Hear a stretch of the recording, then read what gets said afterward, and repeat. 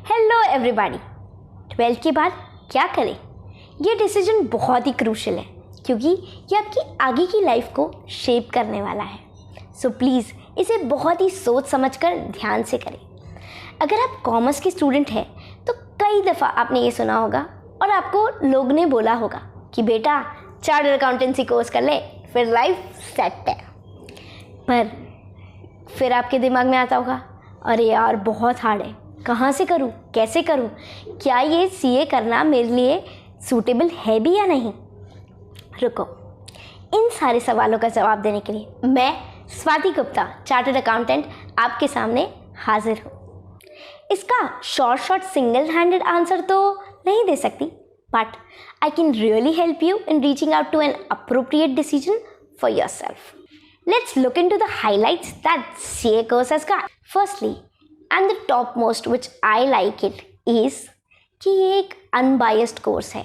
इसमें कोई reservation कोटा नहीं है। हर कास्ट, हर कैटेगरी का जना equally treat किया जाता है, which is I think very rare. Okay.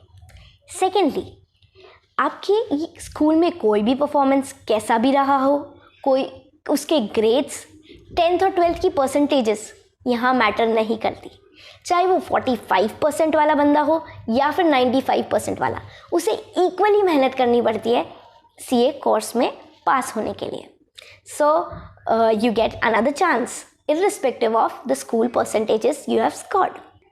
I've recently fallen back in love with this pencil क्योंकि ये मुझे एक मौका देती है इसके पार्टनर के साथ कि अगर कोई भी गलती हो जाए तो ये पार्टनर हमेशा साथ देता है और मुझे रीराइट करने का मौका देता है। Similarly the third highlight is related to this.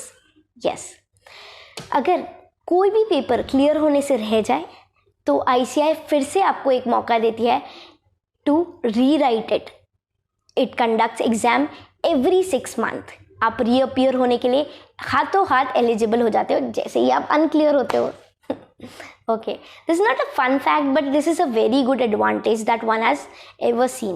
Fourth, कि इकोनॉमी का कोई भी फेस चल रहा हो, yes, चाहे वो रिसेशन हो, चाहे नियर टू रिसेशन हो, चाहे वो बूम पे हो, ये ऑडिटिंग, फाइनेंस, अकाउंटिंग, इनकी ज़रूरत तो हमेशा रहेगी, इनकी डिमांड हमेशा अवेलेबल रहती है। फिफ्थ हाईलाइट, बहुत रिस्पेक्ट मिलती है सोसाइटी में। हाँ, आपने सही सुना और क्लियर कर देती हूँ कि पड़ोसी और रिश्तेदारों से भी भर भर के इज्जत मिलती है। वाओ, अच्छा लगा ना? कहीं दौड़ के आपको मन किया होगा रजिस्टर करने का। रुको भाई, आगे की भी पॉइंट सुन लो, क्या पता रुक जाओ, क्या पता सही नहीं लगे। सिक्स्थ हाईलाइट, आईसीआई खुद कैंपस प्लेसमेंट कराती है, बाकी ऑफ कैंपस भी काफ़ी डिमांड रहती है। ट्रेंडिंग वेबसाइट्स पे जाके आप आराम से नौकरी ढूंढ सकते हो। एंड ऑन द टॉप, आप अपनी प्रैक्टिसिंग फर्म जब चाहे जब खोल सकते हो। Isn't it very fascinating? Last but not the least, highlight of the CA course is अपने नाम के आगे लगा सकते हो। अरे इंट्रोड्यूस करने में अलग ही फील गुड फैक्टर आता है। ठीक है, अब इसे सुन के लगा होगा कि हाँ यार CA करना सही रहेगा, पर बैक ऑफ द माइंड अंदर से एक आवाज़ आएगी, रुक जा, बहुत हार्ड है। रुको, इसका भी एक बात बताती हूँ। हार्ड, डिफ़िकल्ट, ये वर्ड्स वेरी करते हैं from person to person. For example, और बहुत ही कॉमन एग्ज़ाम्पल, अगर आपके लिए बाइक चलाना या कोई भी एक्टिवा या और कोई 2 व्हीलर चलाना काफ़ी आसान होगा, काफ़ी मज़ेदार होगा। On the other hand, till date I am afraid of riding any sort of 2 wheeler. देखो, जो चीज़ आपके लिए इतनी सिंपल है, केक वॉक है, वो मेरे लिए कितनी हार्ड है टिल डेट। तो ये हार्ड और डिफ़िकल्ट टर्म्स काफ़ी वेरी करते हैं। सो आई सजेस्ट यू कि किसी के बोलने पे मत जाओ, खुद डीप डाइव करो कि ये चीज़ क्या है, एक्चुअल में चीज़ क्या है, और फिर डिसाइड करो ये आपके लिए ठीक है या नहीं है, आपके लिए ईजी है या आपके लिए डिफ़िकल्ट है। ठीक है, अब आगे बढ़ते हैं इस कोर्स की तरफ। ये 3 लेवल्स में होता है। फर्स्टली, एक CA फाउंडेशन लेवल है which is the entry level.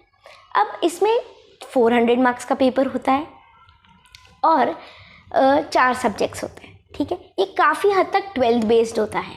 Twelfth में जो आपने अकाउंटेंसी, मैथ्स ये सब पढ़ी है 11th-12th की, वो ही काम आती है काफ़ी हद तक। एक लॉ और इंग्लिश एक नया सब्जेक्ट है जो कि ऐड ऑन होता है इसमें, जो कि आपको थोड़ा अलग से पढ़ना पड़ता है। तो एंट्री तो काफ़ी ईजी है, 400 मार्क्स का पेपर है, आपको 200 स्कोर करने हैं। 4 सब्जेक्ट है, उसमें से भी काफ़ी हद तक आपका प्रायर स्टडीज़ से ही रिलेटेड होता है, ठीक है।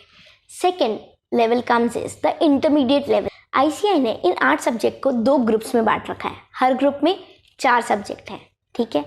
एक ये बेहतरीन ऑप्शन देता है कि अगर आप कोई भी वजह से 8 सब्जेक्ट एक साथ ना दे पाओ तो आप ग्रुप वाइज भी अटेम्प्ट कर सकते हो, which is I think very good advantage and option given to a student.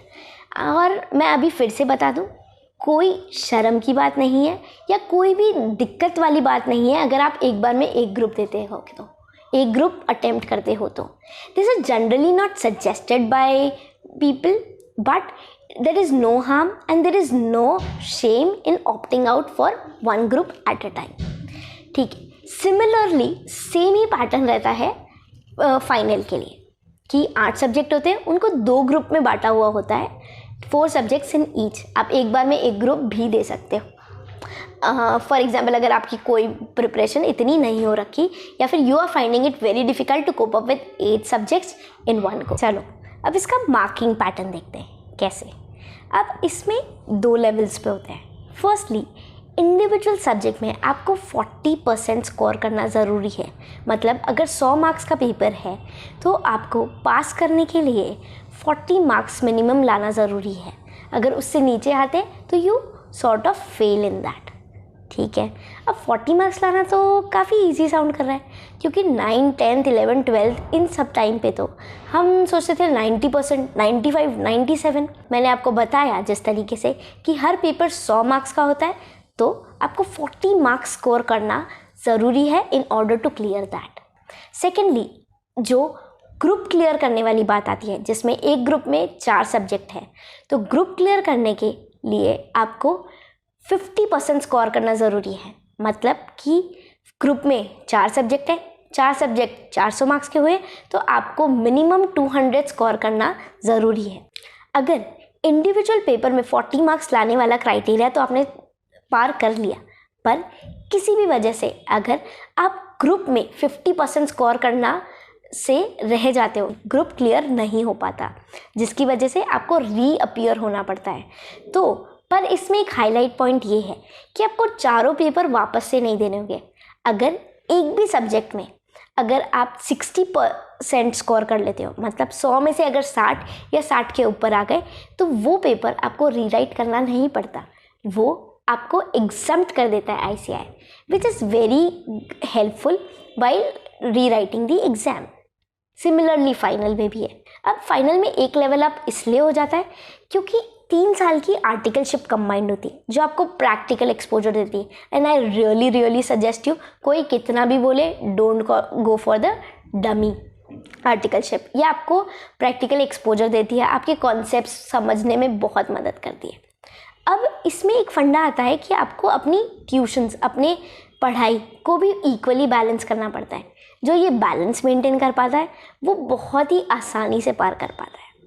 अब फिर भी एक और पॉइंट कि ये CA कोर्स को हार्ड क्यों बोला जाता है, क्योंकि एज़ पर माई एक्सपीरियंस, मैंने जो भी नोट किया उससे आपको बताती हूँ कि ये बहुत ही वास्ट कोर्स है, एप्लीकेशन बेस्ड कोर्स है, ठीक है। डिटेल स्टडी मांगता है, बहुत ज़्यादा टाइम और एफर्ट मांगता है, ठीक है, जिसकी वजह से ये कई दफ़ा डिफ़िकल्ट लगने लग जाता है लोगों को। ऐसे नहीं है कि ऊपर ऊपर से आपने कुछ पढ़ लिया और आप उसका क्वेश्चन आराम से सॉल्व कर पाओगे, नहीं। क्वेश्चन भी इतना डिटेल्ड आंसर मांगता है, डिटेल स्टडी मांगता है कि अगर आपने ऊपर ऊपर से पढ़ाई करी है तो आप शॉर्ट उसका आंसर नहीं लिख पाओगे या फिर गलत ही लिखोगे। बाकी सारे कोर्सेज और डिग्रीज़ में क्या होता है कि 100 में से 90% लोग मैनेज कर लेते हैं पास होने के लिए, 5 से 10% लोग होते हैं जो फेल होते हैं। यहाँ उल्टा है, CA में only 10% of the people manage to become chartered accountants, rest 90% लोग नहीं कर पाते ड्यू टू एनी रीज़न। ये एक बहुत ही इम्पॉर्टेंट बात है जो आपको पहले ही जान लेनी चाहिए। आप सोच समझ के डिसीजन लीजिए। अगर आप डिटेल स्टडी करने के लिए तैयार हो, डेडिकेटेड टाइम देने के लिए तैयार हो, मेहनत करने के लिए तैयार हो, तो फॉर श्योर आपको इस कोर्स के लिए जाना ही चाहिए। भाई, हासिल करने में, स्ट्रगल करने में ही मजा है।